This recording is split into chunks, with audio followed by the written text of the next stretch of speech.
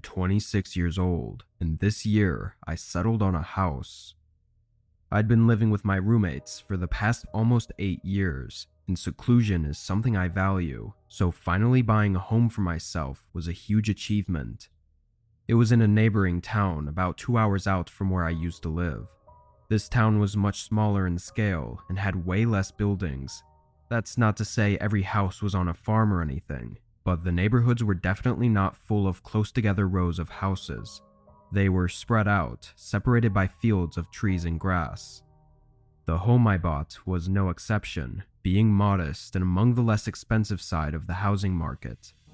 It was out in a forest a few miles away from the market center in the town.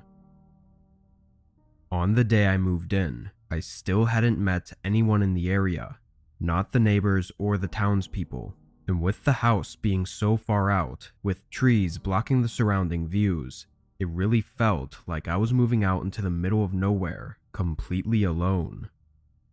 Saying it like that makes it sound more eerie than it really felt, but it wasn't all that comforting of a thought either. I had a rental van for the day, so I got to work right away unloading my things into the house. To be as quick as possible, I tried to put pretty much everything right in the living room rather than sorting it as I go. This took a few hours, and the sun was coming down just as I was finishing up.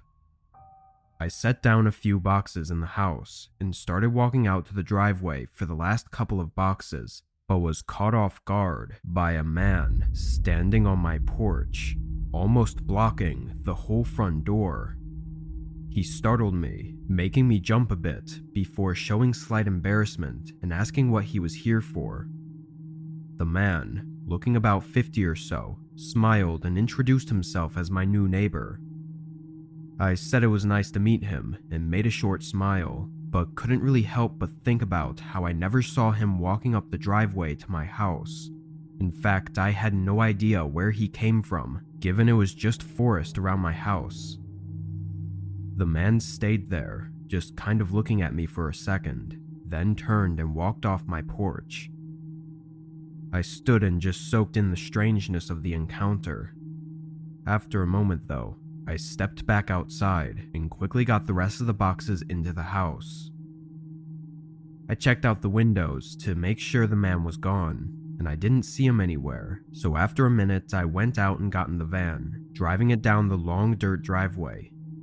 It had only been a few minutes since the man had left, yet I didn't see him walking as I drove down to the main road. There were no other paths that I was aware of, so this made me a bit more uneasy. Anyway, I returned the van and got a local taxi back home, then started on unpacking. I wasn't working fast because I was already tired and it was late, but I wanted to get some of the furniture put together before calling it a night. I grabbed the pieces to my bed frame and lugged them into my bedroom, beginning to piece it together before a sudden knock interrupted me. I stopped and listened, kind of shaken by it. I got up and quietly walked up to the front door. I kept the door shut and locked, but looked out the peephole and saw the same man from during the day. But this time, something was off about him, more so than before. His body was shaky, with his head moving around in an uncanny way, but his eyes were fixed on the doorknob.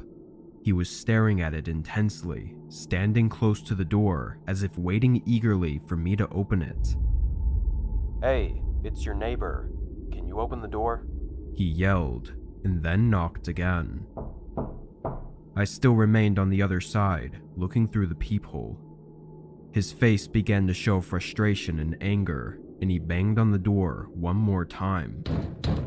He then turned and faced the pitch-black forest, looking out into the darkness. He held his hand up and did some sort of waving motion, followed by him running out into the forest in the direction he waved at. Terrified, I immediately called the police, but it was too late for them to be found and questioned. After that night though, I never saw the man again. Even to this day, I now have met my neighbors, and of course, none of them were that man. and nobody in town seems to recognize him from my descriptions. I don't know who the man was signaling to in the forest, or even how many people could have been out there, waiting for the man to gain my trust and get me to open the door. What would have happened afterwards, I believe, is best left unthought of.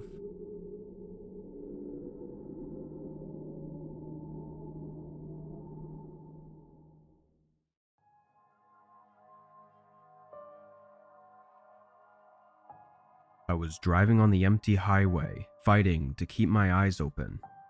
It was well past 1 a.m., and I couldn't help but look at the GPS every few seconds, hoping the estimated arrival time would somehow go down faster. I'd been on the road for a dangerous 15 hours straight, only stopping for food and gas on the way to my new home. I'd been forced to move for work, yet funnily enough, it was work that never let me take a trip to see the place I'd be moving to. Finally though, I made it to the highway exit and into the town I'd be living in. It was dark, so it wasn't exactly easy to see what everything looked like, but I could see enough to tell it wasn't as good as where I'd lived before. Most of the buildings looked like locally owned and run shops that were far from what I was used to. Along with that, most of the lights were off. When I got to my neighborhood though, it wasn't all that bad. The houses were pretty regular, sectioned close to each other. I pulled up to my house and parked on the side of the road, then got out to see the place I'd be calling home for the next year. From the outside, it looked like all the others, but what really mattered was the inside. I walked up the driveway and pulled out the key I'd been sent a few days ago, putting it in the lock and turning it, but there was no click. I grabbed the handle and pressed on the door, watching it glide open. It was already unlocked. I quickly went in and looked to make sure that my things were there, as movers had dropped everything off in the morning. After a quick look, nothing seemed to be missing. I knew it was likely that the movers had just forgotten to lock the place up, but it still gave me a bad feeling. On top of all that though, the lights and electricity didn't work. I knew I had to set it up in town, and it was obviously too late at this point to do it tonight, but I didn't think they would just cut the power. I turned my phone light on and started looking through the rooms. The downstairs was okay, pretty standard looking, but with a slightly older sort of feel to it. I made my way up to the second floor. At the top of the stairs was a long hallway with 5 doors. I stepped into each of the rooms one by one, shining my phone light around. They were all very small, and a lot of them had water damage on the ceiling and walls, but when I opened the door to the master bedroom, I was surprised to see a single tarp laying on the floor. It looked dirty, like maybe something the movers had used to wrap furniture with. But what made it so odd was that there was nothing at all upstairs aside from that tarp. All the furniture and boxes were downstairs. I took a step back and closed the door. I was already so tired, I just wanted this night to be over with. I really didn't want to crowd my mind with the uncertainties of moving here. I went back downstairs and sat on one of the sofa chairs that was still wrapped up in plastic and rested my eyes. My eyes jolted open as a sudden thud echoed throughout the house from above me. Honestly, I don't even know if I'd fallen asleep or not. All I remember was sitting down and closing my eyes. The sound was harsh though, not just some small thump. I stood up and went to the bottom of the stairs, looking up at the dark hallway. The house was now silent. I must have stood there for a whole minute before taking my phone out and turning on the flashlight, then slowly walking up the creaky stairs. When I got to the top of the steps and shined the light down the hallway, I immediately saw the door at the far end was slightly open.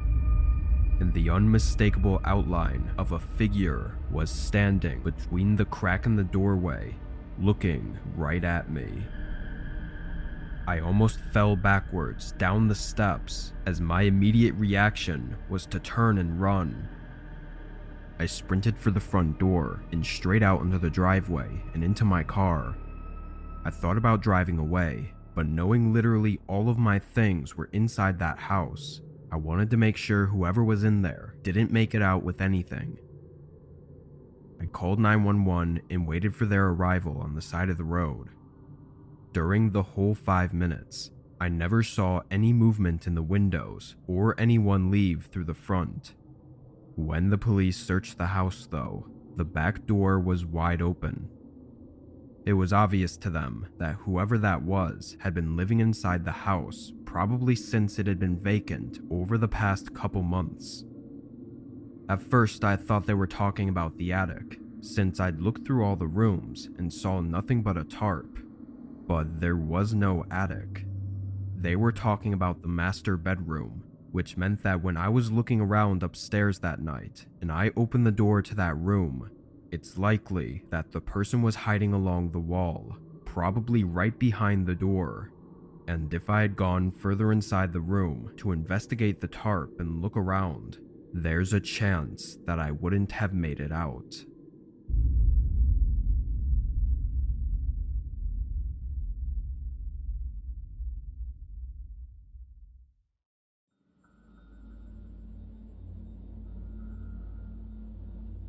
This happened to me 3 years ago when I'd moved into a small home. It was only a mile from where I was living before, so it wasn't a very unfamiliar place at all. However, it was on the side of town that I didn't really go to often, due to it having a record of crimes and just overall a bad reputation. At the time, I wasn't in a good financial place, so I had to go with the cheaper places, which happened to be in that area.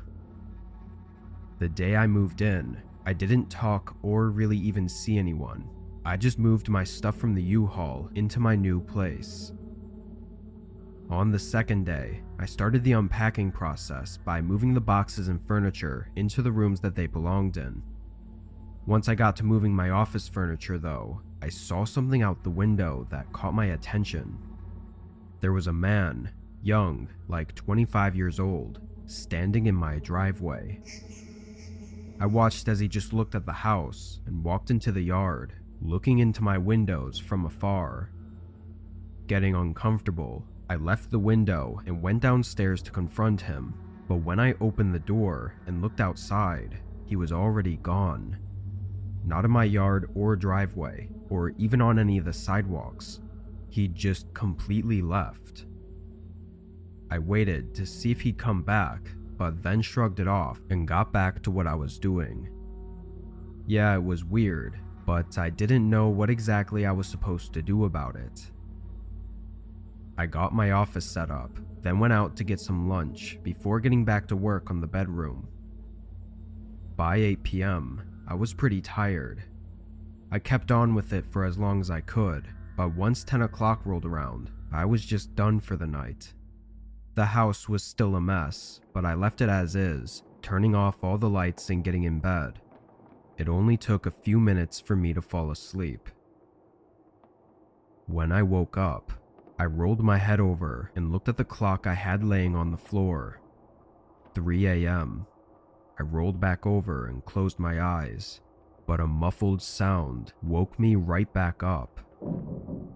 I lifted my head and listened again, hearing a faint sound from downstairs. It was like something being dragged across the floor. Still in disbelief, I sat up and listened even more intently. A few seconds later, a similar sound came again. I stood from my bed and walked over to the bedroom door, opening it and looking down the hallway as I listened. But as soon as I opened the door, all the sounds stopped. I walked into the hall and over to the staircase. I went down a few steps and looked over the railing, but I didn't see anything, and the house was still completely quiet. When I got to the last step, I flicked on the light. At first, everything looked okay, nothing missing and nobody in the house. But then I noticed something really strange.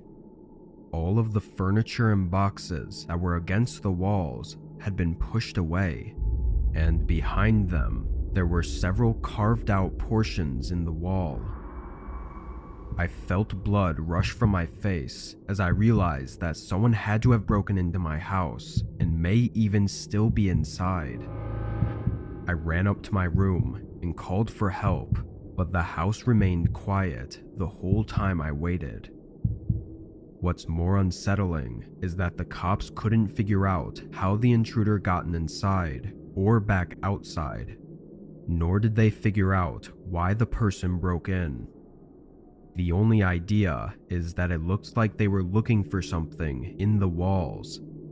I don't know what, but there was nothing else to go off of. I think back to that man I saw standing outside my house, wondering if he was the one to have broken in. But even 3 years later, nothing else is known about what happened that night.